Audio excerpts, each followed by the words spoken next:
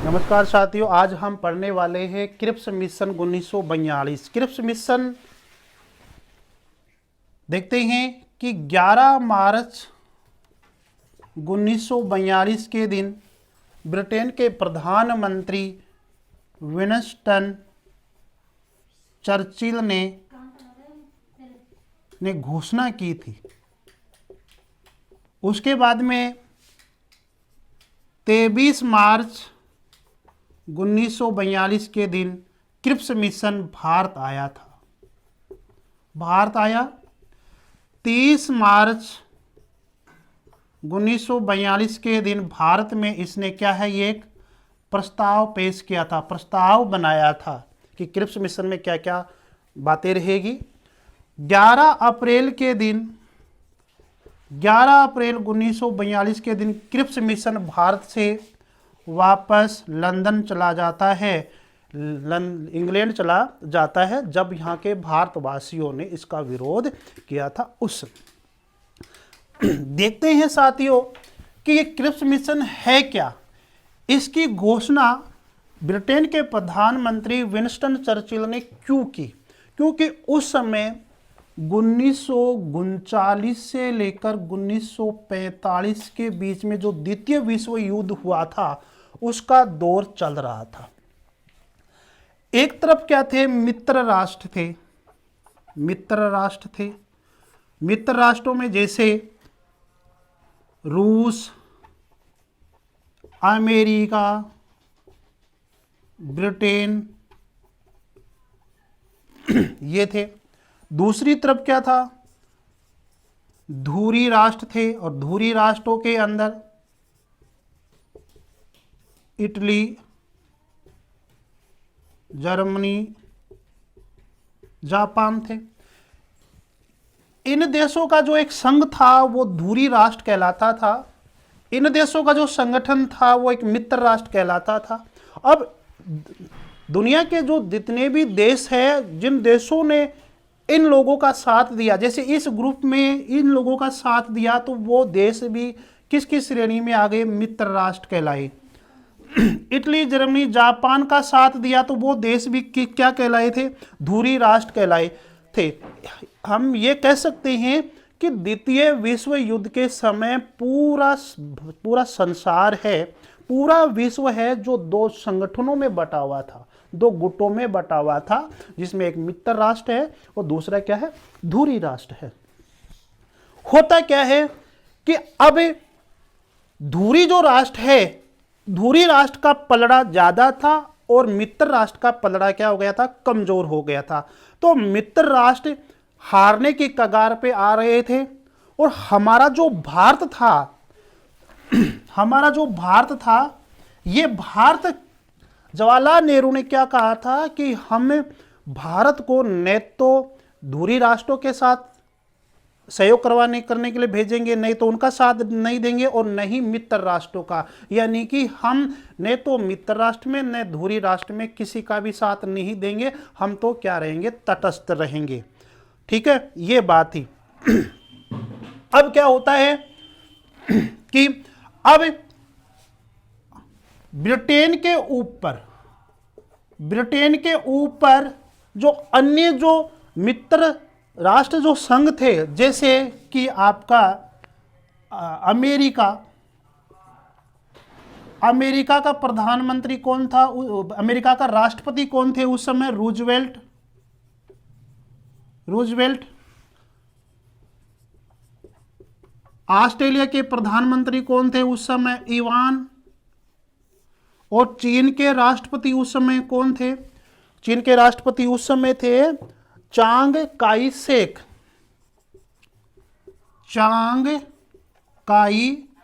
Shake, ये थे।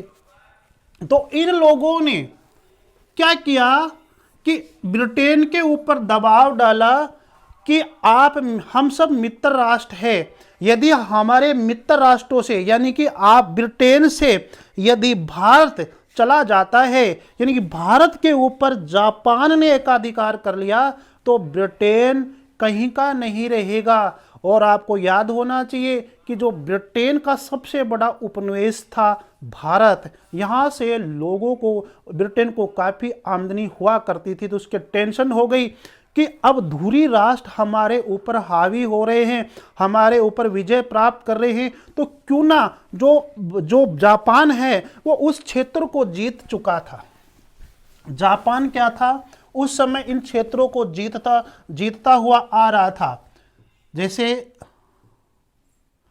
जैसे ये मैं भारत बना देता हूँ, ये भारत बना गया बर्दिया, और ये यहाँ पर जापान है,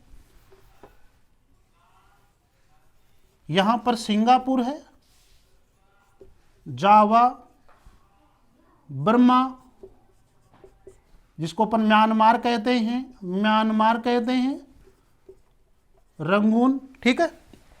तो जापान धुरी राष्ट्र का लीडर था जापान देश। तो जापान ने क्या किया कि यहाँ पर जीतता हुआ सिंगापुर को जीत लिया, जावा को जीत लिया, और उसके बाद में वह बर्मा अर्थात रंगून को जीतता हुआ अब किस पर कब्जा कर रहा है, किसको जीतना चाह रहा है, इंडिया को जीतना चाह रहा है। तब मित्र राष्ट्र जैसे कि ऑस्ट्रेलिया, चाइना ने भी इसका सहयोग दिया था, और अमेरिका ने, ऑस्ट्रेलिया ने, चाइना ने, सबने ये कहा कि क्या कर रहे हैं भाई, अरे ब्रिटेन क्या कर रहे हैं, तेरा सबसे बड़ा उपनिवेश है जो तेरे हाथ से चला जाएगा, उसको ले ले, उसको अपने पक्ष में ले ले। तो उसकी आंखें खुली, ब्रिटेन की आंखें खुलती है। तब इसको, भारत को, अपना जो भारत है, इस भारत को अपने पक्ष में करने के लिए, और जापान इस भारत के ऊपर कब्जा न करे, एकाधिकार न करे, इसके बचाव के लिए और भारत को अपने पक्ष में लेने के लिए, अर्थात हम ये कह सकते हैं कि द्वितीय विश्व युद्ध के अंदर भारत जो तटस्थ था वह अब धुरी राष्ट्र की ओर जाने की कगार पे था, क्योंकि उस समय जापान बहुत बड़ी शक्ति थी, और जापान हमारे भारत के ऊपर क्या है, एकाधिकार करना चाह रहा था। यहाँ तक आ गया था, म्यांमार तक आ गया था, और यहाँ तक कि यहाँ पर जो ब्रिटेन की जो सभी फौजें थी उनको यहाँ से भगा दिया था, और भारत के अंदर भी जो फौजें थी ब्रिटेन की उनको भी क्या है, भगा दिया था यहाँ पर। तो इस तरह से भगा कर क्या है कि वो भारत के ऊपर कब्जा करना चाह रहा था। तो ऐसी स्थिति के अंदर अब ब्रिटेन के टेंशन हो गई, अंतर्राष्ट्रीय दबाव आ गया, अमेरिका का आ गया, रूस का आ गया, ऑस्ट्रेलिया का आ गया, चाइना का भी आ गया। तो दबाव आने के बाद में उसने क्या कहा, उसने एक प्लान बनाया कि किसके नेतृत्व में हम एक प्रस्ताव भेजा जाए, यानी कि भारत को अब प्रलोभन दे रहे हैं कि वह किसी भी तरह से द्वितीय विश्व युद्ध के अंदर हमारे अंग्रेजों की, यानी कि ब्रिटेन की सहायता करे भारत, ठीक है। अब क्या होता है कि भारत के अंदर जो जाने पहचाने जो व्यक्ति था, स्टेफर्ड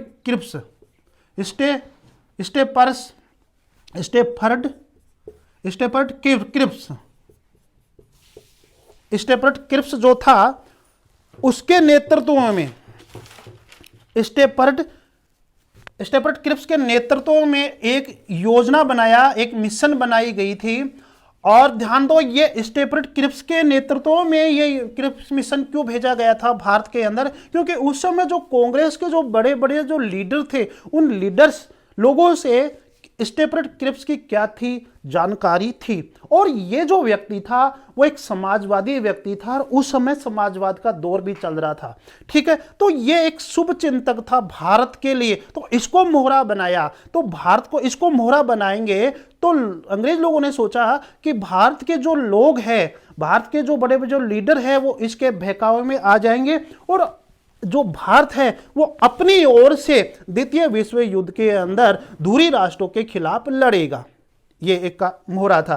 कहने का मतलब यह है कि भारत को उस समय, यानी कि ब्रिटेन अपने पक्ष में साम दाम दंड भेद नीति से किसी भी प्रकार से अपने पक्ष में करना चाह रहा था, और इसीलिए उसने स्टेफर्ड क्रिप्स की अध्यक्षता में क्रिप्स मिशन भारत भेजा था, जो कि मार्च 1942 के अंदर आता है।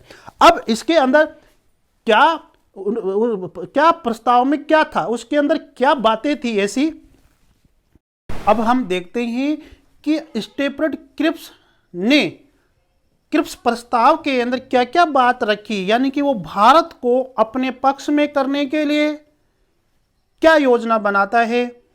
ध्यान देवें कि डोमिनियन स्टेट, यानी कि डोमिनियन स्टेट ये छूटता ही नहीं, इसका पेंडा छूट ही नहीं रहा। वह अगस्त प्रस्ताव में भी था, वह नेहरू रिपोर्ट में भी था, और कांग्रेस उसको अस्वीकार करती जा रही है। लेकिन फिर भी ब्रिटेन के लोग, जो सरकार है, वो वापिस डोमिनियन स्टेट आखिर सरकार को क्या इसमें मजा आ रहा है कि डोमिनियन स्टेट दे देंगे आपको।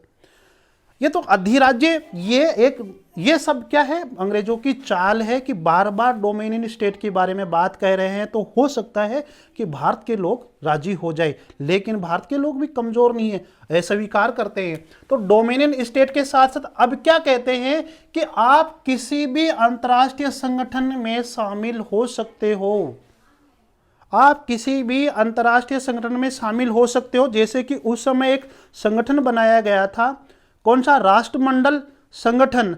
उस राष्ट्रमंडल संगठन से भी आप अलग हो सकते हो, अपनी मर्जी से आप किसी भी अंतर्राष्ट्रीय संगठन में शामिल हो सकते हो। बहुत सारे, जैसे कि आज भी बहुत सारे संगठन है, तो भारत उसमें शामिल होता है, उसका सदस्य बनता है। तो उस समय पहले क्या था कि ब्रिटेन की सहमति के बिना हम सदस्य नहीं बन सकते थे। क्या नहीं बन सकते थे? सदस्य नहीं बन सकते थे। तो अब इस क्रिप्स प्रस्ताव के अंदर भारतीयों को अधिकार दिया जाता है कि आप अंतर्राष्ट्रीय संगठनों में सदस्य बन सकते हैं, उनकी सदस्यता ले सकते हैं। ठीक है। अब और क्या कहा कि इस युद्ध के बाद में संविधान सभा का निर्माण किया जाएगा। यदि ये द्वितीय विश्व युद्ध है, जैसे ही समाप्त हो जाएगा और आप हमारा सहयोग दोगे, ठीक है, मित्र राष्ट्र जब जीत जाएगा तो हम आपके लिए क्या करेंगे, संविधान सभा का निर्माण करेंगे, जिसके अंदर क्या है कि ब्रिटिश शासित लोग भी रहेंगे और देशी रियासत भी रहेंगे। और ब्रिटिश शासित लोगों से क्या आएंगे, निर्वाचित होकर आएंगे, और देशी रियासतों से कैसे आएंगे, मनोनीत होकर आएंगे। ठीक है। अब तीसरे नंबर पे क्या था कि उन्होंने कहा कि हम आपके लिए संविधान सभा का निर्माण करेंगे, एक संविधान बनवाएंगे आपसे। यदि कोई संविधान, उस संविधान को कोई मान्य करे, कोई अस्वीकार करता है, तो जितनी भी जो रियासतें हैं, यदि कोई राज्य है, ब्रिटिश राज्य है या अन्य राज्य है या देशी रियासतें हैं, यदि इस संविधान को कोई मानता नहीं है, अस्वीकार करता है या नाखुश है, तो वह पृथक से संविधान बना सकता है। क्या बना सकता है? पृथक से संविधान बना सकता है। अरे जरा सोचो यार, जरा सोचिए, भारत के अंदर उस समय कहते हैं कि 545 के लगभग रियासतें थी, और यहाँ पर पृथक से भारत के अंदर एक संविधान बनने जा रहा है।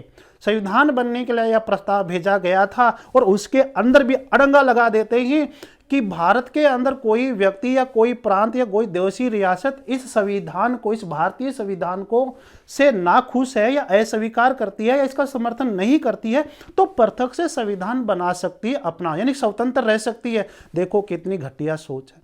देखिए आप भी, तो यदि मान लीजिए 545 रियासत है और 545 में से यदि 150-200 रियासत भी यदि अपना अलग से स्वतंत्र अस्तित्व स्थापित करने के लिए अलग से संविधान बना लेती, तो क्या हालत होता, इस देश का क्या हालत होता है। कभी सोचिए, आप सोचिए। अरे आप देखो, जूनागढ़, हैदराबाद, ये स्वतंत्र होने की कगार, स्वतंत्र थी पहले, किस प्रकार से हमारे सरदार वल्लभ भाई पटेल ने भारत के अंदर, भारत संघ के अंदर इन्होंने जोड़ा।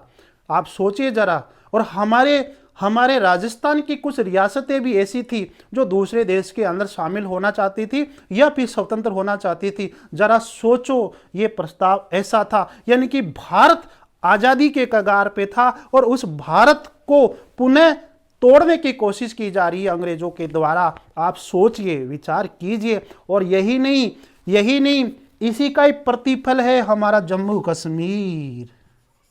इसी का ही प्रतिफल था हमारा जम्मू कश्मीर, जहां पर भारत के संविधान में 370 की धारा के आधार पर पृथक से संविधान बनाया गया था। वहां पर देखो, और आपको पता है कि क्या हुआ वहां पर। तो ये अंग्रेजों की चाल थी, फूट डालो राज करो की नीति। पहले तो व्यापार में फूट डाल राज करो की नीति, फिर राज के अंदर फूट डालो राज करो की नीति, और अब दुनिया को मतलब भारत को तोड़ने के लिए राज करो फूट डालो की राजनीति कर रहे हैं। तो ये देखिए, लेकिन ये तो हमारे सरदार वल्लभ भाई पटेल थे जो कि बहुत जल्दी ही इस समस्या का उनको जानकारी हो गई थी, जागृत हो गए थे, और भारत को एक करने का बहुत अच्छा उन्होंने प्रयास किया था, इसीलिए उनको लौह पुरुष के नाम से जानते हैं साथियों।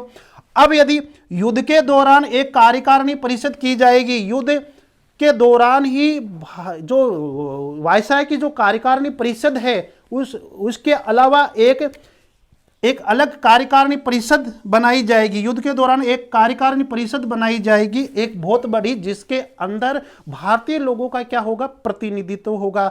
भारत के जो दलित वर्ग है उनका प्रतिनिधित्व होगा। मतलब भारत को खुश करने के लिए इस प्रकार की ये योजना बनाई जाती है। लेकिन हमारे कांग्रेस के नेताओं ने भी इसका क्या कर दिया, अस्वीकार कर दिया कि आपने क्या कहा कि आपने पहले भी डोमिनियन स्टेट की बात की थी। 1929 के लाहौर अधिवेशन में नेहरू रिपोर्ट को अस्वीकार किया गया था। उसके बाद अगस्त प्रस्ताव के अंदर भी आपने डोमिनियन स्टेट की बात की थी। तो आप इस तरह से झूठे वादे मत कीजिए, हम इसको कैंसिल करते हैं। आप कह रहे हो कि किसी भी अंतर्राष्ट्रीय संगठन में शामिल हो जाओ आप, अरे हम हो जाएंगे यार, हम हो जाएंगे। जब हमारे को आज़ादी मिल जाएगी तो हम अपने आप ही हो जाएंगे, आपकी कोई ज़रूरत है क्या? तो इसको भी कैंसिल कर दिया। संविधान सभा का निर्माण, संविधान सभा का निर्माण में भी कहा कि हाँ, कोई जरूरी नहीं कि आप जैसी योजना बना रहे हो वैसे ही हम करें, ठीक है, वैसे हम करें। यदि आप हमारे को इतना पावर दे दोगे कि एक आप संविधान का निर्माण कर लो तो हम बना सकते हैं। तो इस तरह से इनको भी क्या कर दिया था, बंद कर लिया था। ये यदि कोई प्रांत खुश नहीं है तो पृथक से संविधान, ये तो उल्टा आप भारत को आज़ाद करने की बात कर रहे हो, या संविधान निर्माण, संविधान सभा बनाने की बात कर रहे हो, या उल्टा भारत को तोड़ने की बात कर रहे हो? ये भी गलत, इसको भी अस्वीकार किया जाता है। और इसको युद्ध के दौरान एक कार्यकारिणी परिषद बनाई जाएगी। आप ऐसे झूठे प्रलोभन मत दीजिए, मिथ्या चेतना मत कीजिए।